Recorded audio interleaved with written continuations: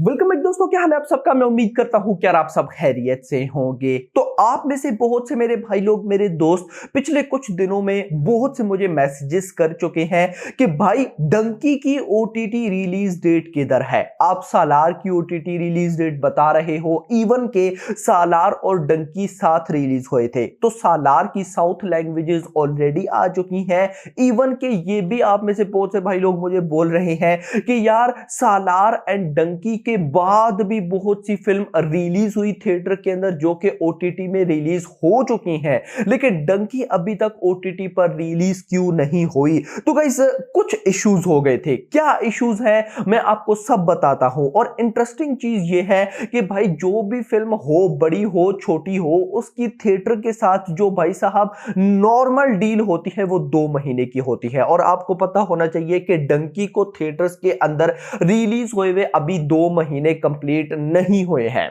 Yes, इसके 2 महीने complete होंगे इसी मंथ फरवरी के लास्ट वीक में। तो भाई साहब वैसे ओवरऑल देखा जाए तो डेट अभी भी रहती है, लेकिन फिर भाई साहब ये एक हमारे माइंड में सीन होता है कि यार एक फिल्म थिएटर में चली, ठीक है, उसने जो कमाना था वो कमा लिया, अब खत्म हो गई, तो अब उसको ओटीटी पर रिलीज कर देना चाहिए। दैट्स द क्वेश्चन कि भाई साहब अभी तक फिर ओटीटी पर क्यों नहीं आई, क्या सीन है। तो गाइस मैं आपको यही बताने वाला हूं। तो गाइस इशू हुआ था भाई साहब जियो सिनेमा और नेटफ्लिक्स के बीच में, यानी कि नेटफ्लिक्स तो ऐसे पंगे नहीं करता, लेकिन सिनेरियो ये था, मैंने आपको बहुत पहले बता दिया था जब इस फिल्म की एडवांस बुकिंग स्टार्ट होने वाली थी, छोटी छोटी जब अपडेट्स आती थी तभी, कि भाई साहब डंकी के एक प्रोड्यूसर नहीं है, डंकी के 3 प्रोड्यूसर हैं। एक है शाहरुख खान यानी कि रेड चिलीज, दूसरे हैं राजकुमार हिरानी प्रोडक्शन और तीसरे हैं जियो स्टूडियोज। ये तीनों भाई साहब प्रोड्यूसर मिलकर इस फिल्म को बना रहे हैं।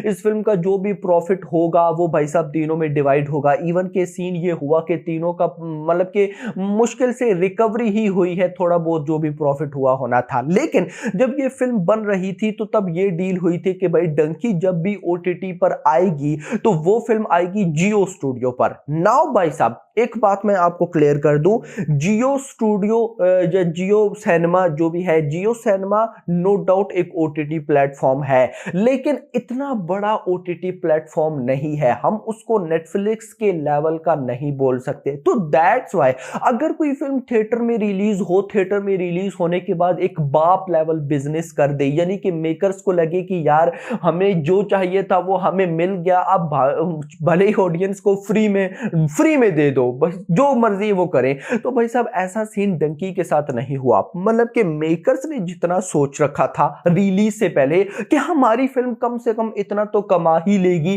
कमाने के बाद उसके बाद नेटफ्लिक्स पर ना भी आए, ये अगर भाई साहब जियो पर भी आ जाए, कम लोग भी देखें तो कोई इश्यू वाली बात नहीं है। लेकिन उल्टा हो गया भाई साहब, डंकी ने अप टू द मार्क, यानी कि जितना मेकर्स ने, जितना हमने 500 करोड़ सोचा था कि 500 करोड़ की नेट करेगी, जैसे शाहरुख की लास्ट फिल्म ने किया है, वैसा नहीं कर पाई। अब गाइस जब वैसा नहीं कर पाई तो मेकर्स ने जो सोच के रखा था कि हमें इतना इतना प्रॉफिट एटलीस्ट होगा, उतना प्रॉफिट नहीं हुआ। तो अब उसके बाद उन्होंने नेक्स्ट स्टेप भी तो कोई लेना था ना, और वो नेक्स्ट स्टेप ये था कि भाई इस फिल्म को जियो की बजाय नेटफ्लिक्स पर रिलीज किया जाए, क्योंकि आपको पता होना चाहिए कि नेटफ्लिक्स पर व्यूवरशिप बहुत ज्यादा है। और आज शाहरुख खान की फिल्म हो, यानी कि अगर मैं आपको बताऊं तो इस टाइम शाहरुख खान की फिल्म का भाई साहब जवान का रिकॉर्ड है सेकंड नंबर पे, पहले नंबर पर ही था अभी एनिमल, जब नेटफ्लिक्स पर आई तो एनिमल का रिकॉर्ड नंबर 1 पर आ गया। भाई साहब जवान नंबर 2 पर चली गई। जवान ने at least 10 million plus views,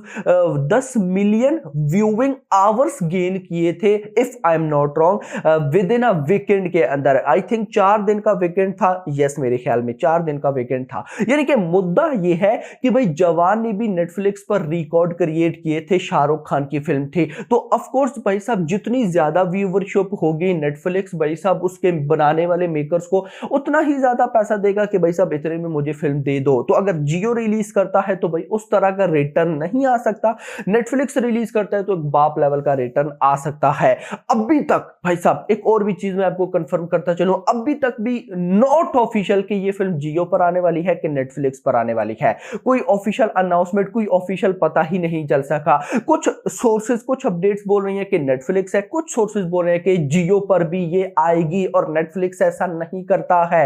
Netflix कहता है कि अगर मेरे ओटीटी प्लेटफॉर्म पर है तो सिर्फ मेरे पर ही है, और जियो पर भाई साहब बाद में आएगी, तो ये कुछ समझ में फिलहाल बिल्कुल भी नहीं आ रहा। तो भाई साहब अब आप लोगों का सवाल होगा कि भाई फिर हम कितना वेट करें। तो गाइस देखो, एक तो चीज मैं आपको कंफर्म बता दूं, और वो ये है कि भाई डंकी आएगी तो भाई इसी मंथ के लास्ट पे आएगी। दो डेट्स भाई साहब आप अपने माइंड में लेकर चले। एक डेट है 23rd ऑफ फरवरी और एक डेट है 1st of March. 1st of March के बहुत ज्यादा चांसेस हैं, लेकिन मे बी मेकर्स को भाई साहब अब देखो, क्योंकि फिल्म तो ऑलमोस्ट मतलब कहूं तो थिएटर से खत्म हो चुकी है, तो अब उसको होल्ड पर रखने का कोई फायदा नहीं है। जितना जल्दी पब्लिक को दिखाएंगे उतना भाई साहब मेकर्स का ही फायदा है, क्योंकि जितना डिले करेंगे भाई साहब पब्लिक तो भूलती जाएगी कि डंकी नाम की भी कोई फिल्म आई थी, क्योंकि आपको पता है अपकमिंग बॉलीवुड साउथ की भी बड़ी बड़ी फिल्म्स आने वाली हैं।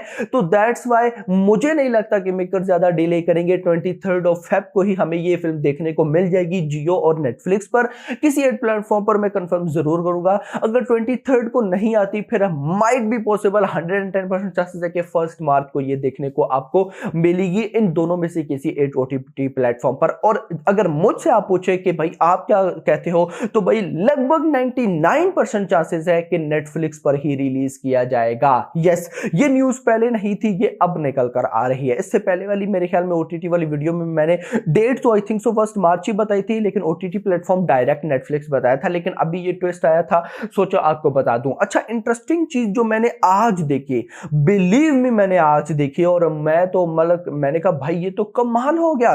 कमाल क्या हुआ, मैंने इसकी बॉक्स ऑफिस कलेक्शन बहुत दिनों बाद आज देखी है, बहुत ही दिनों बाद। आपको पता है कि बहुत सी फिल्म्स आ गई थी, गंटरकारम, हनुमान, फाइटर, तो भाई साहब मैंने डंकी की बॉक्स ऑफिस कलेक्शन देखना छोड़ दिया था। इवन कि ये चल रही थी, इसकी वीक 6 की कलेक्शन आई है 15 लाख रुपए। खैर दोस्तों बहुत डाउन हो गई थी, लेकिन मैं डायरेक्ट आपको टोटल बताऊंगा। तो भाई साहब डंकी की इंडिया से जो टोटल नेट कलेक्शन हुई है वो हुई है 227 करोड़ रुपए, 227 करोड़ रुपए ये ग्रॉस बनी, 272 करोड़ रुपए ओवरसीज से है 177 करोड़, एंड भाई साहब वर्ल्ड वाइड ग्रॉस बनी 450 करोड़ रुपए।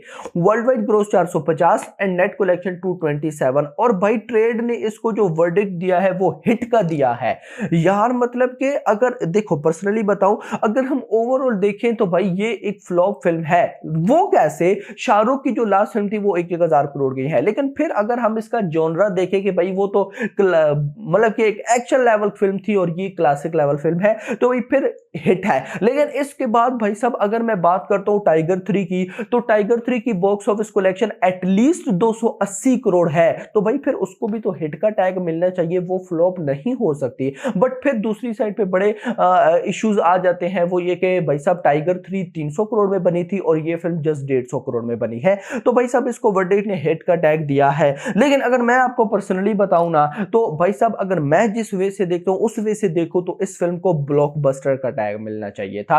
रीजन ये थी कि इसका बजट बहुत कम था, 150 करोड़ के बजट में भी ये फिल्म नहीं बनी थी, 120 करोड़ के बजट में ये फिल्म बनी थी, 30 करोड़ एक्सपेंडिचर्स थे उसके बाद भी भाई साहब। और हाँ, अगर शाहरुख खान की जो पहली 2 फिल्म थे उन्होंने इतना ना किया होता, एक जनरली बात करूं, तो फिर यहां पे वर्डिक्ट का टैग ब्लॉकबस्टर होता, लेकिन ओवरऑल देखा जाए तो उसको हिट का टैग मिला है। खैर दोस्तों, अब आप लोग मुझे बताएं, आप लोगों में से कोई ऐसा लेजेंड बैठा है जो कि डंकी के ओटीटी पे आने का बेसब्री के साथ वेट कर रहा हो? भाई साहब कोई ना कोई होगा। तो खैर दोस्तों, डेट मैंने आपको बता दी, ओटीटी प्लेटफॉर्म भी नेटफ्लिक्स ही मानकर चले, लेकिन कंफर्मेशन आएगी तो जरूर बताऊंगा। अभी तक के लिए इतना ही। होप्स आपको वीडियो पसंद है, तो पसंद इस वीडियो को लाइक करो, चैनल को सब्सक्राइब करो, और अगली आने वाली वीडियो में थैंक्स फॉर वॉचिंग।